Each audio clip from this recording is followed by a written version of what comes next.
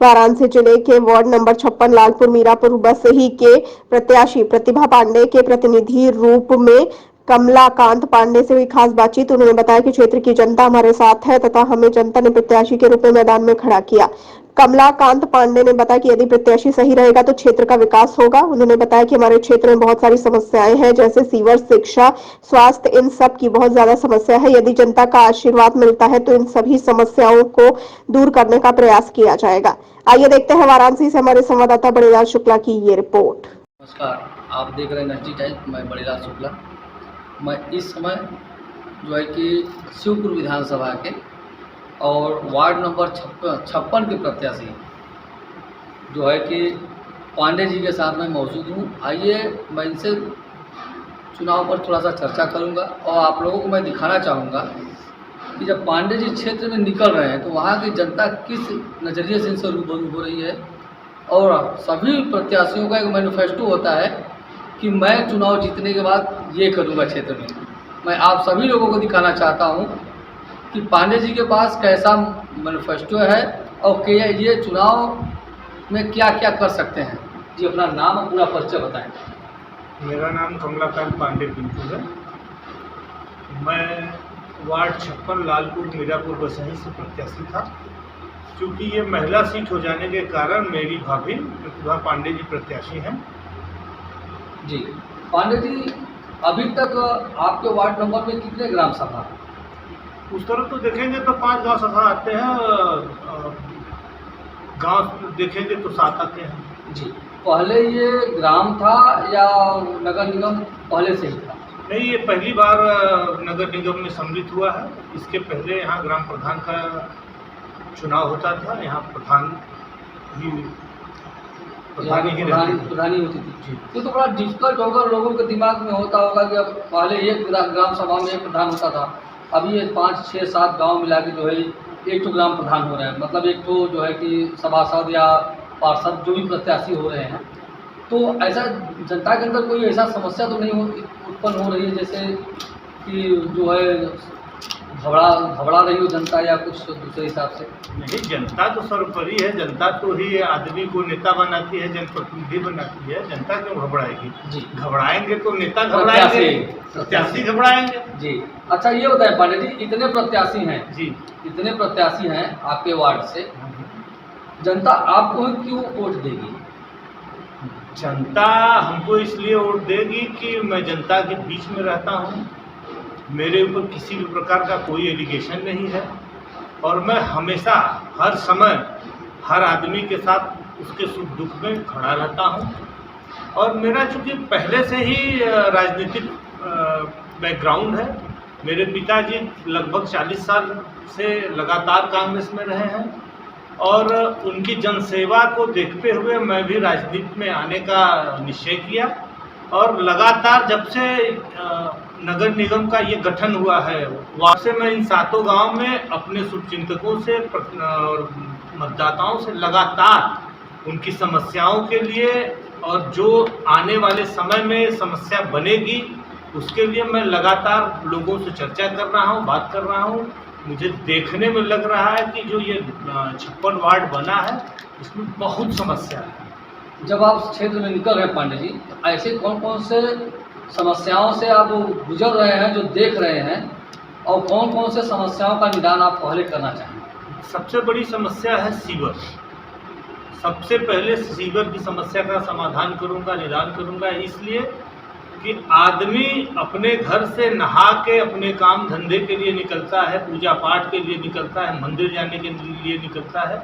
रास्ते पे जो सीवर का पानी बहता है उससे लोगों को गुजरना पड़ता है। ये बड़ा तकलीफदायक होता है। जी जी। चूँकि आदमी मंदिर जाता है तो सोचता है कि मैं घर से नहा धो के निकला हूँ तो साफ पाक पहुँचूँ, और उसको उस नाले के पानी से गुजर के जाना पड़ता है। इसलिए अगर मुझे जनता चुनती है तो मेरा पहला काम सीवर की समस्याओं का निदान कराना, उसके बाद सड़क, शिक्षा, स्वास्थ्य, ये 4 मेरे मैनिफेस्टो में रहेंगे।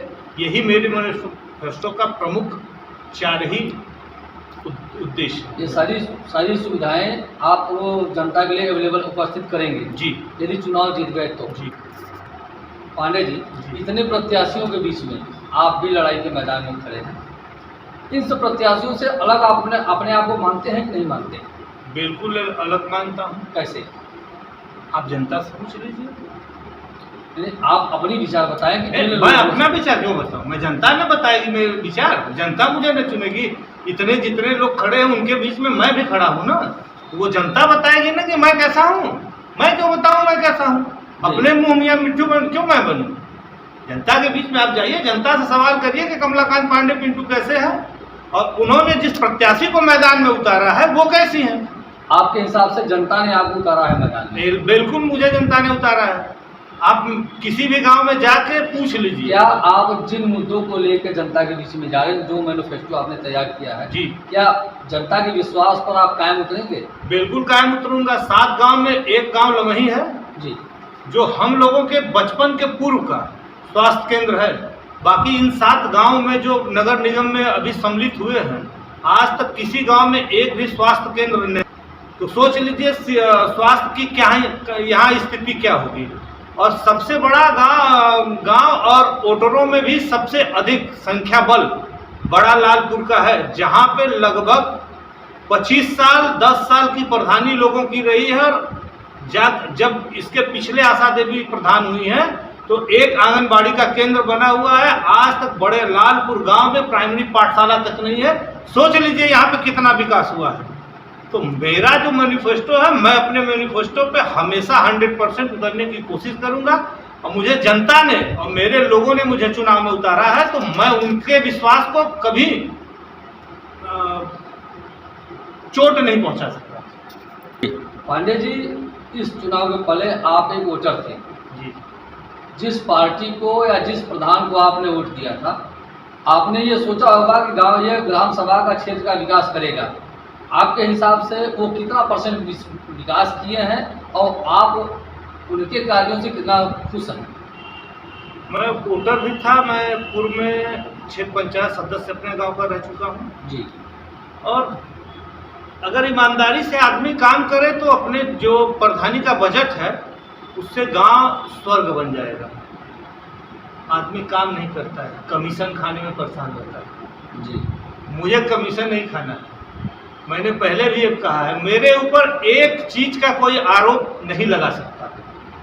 मैं जनता के सेवा के लिए बना हूं और जनता की सेवा के लिए ही हूं।